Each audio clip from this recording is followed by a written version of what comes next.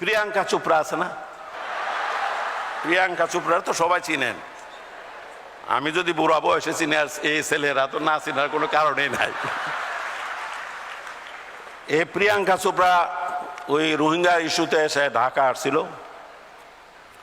বাংলাদেশের যে কোনো অন্য দেশের রাষ্ট্রপতি, প্রধানমন্ত্রী এরা যদি আসে, তারা তো বিভিন্ন পর্যায়ে দেখা গেল সর্বশেষ রাষ্ট্রপতির অর্থাৎ বঙ্গভবনে আসে,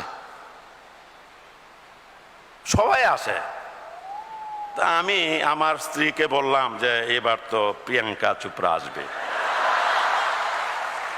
পরে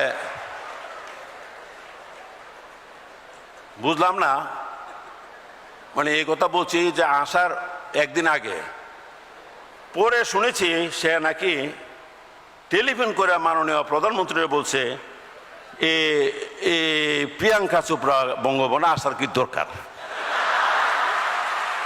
যার জন্য এটা জাস্ট কোন কনস্পিরেসি, ষড়যন্ত্র করে শেষ পর্যন্ত প্রিয়াঙ্কা চোপড়ার আসা বঙ্গভবনে ক্যান্সেল, আসে নাই। আমি বলতে চাই, প্রিয়াঙ্কা চোপড়া যাওয়ার এর কয়েক মাস পরে শুনলাম সে আমেরিকা গেছে।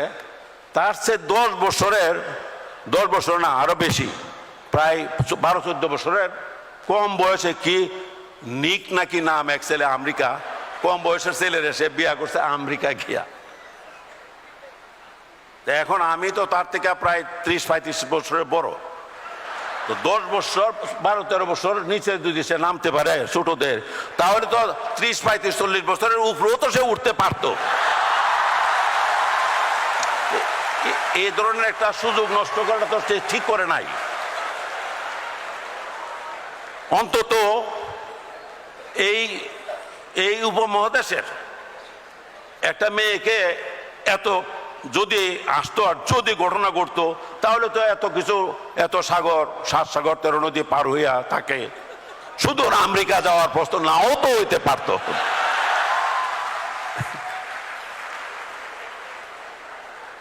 সবাই কি করা যায়, সবাই কপাল, ভাগ্য, কিছু করার নাই।